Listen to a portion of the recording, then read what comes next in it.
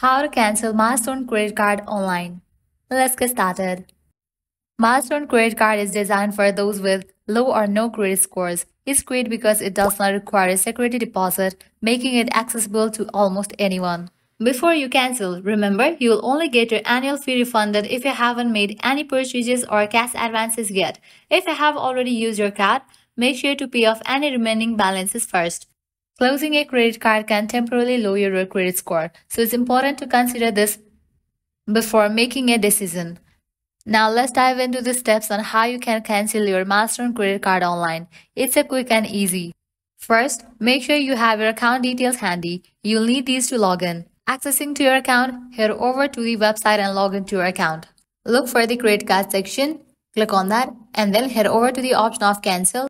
Follow the prompts to confirm your cancellation request. Double check for any outstanding balances and review the confirmation details. And there you have it. Canceling your Milestone credit card online is that simple. If you guys find this video helpful, don't forget to like, share and subscribe to our channel. Thanks for watching.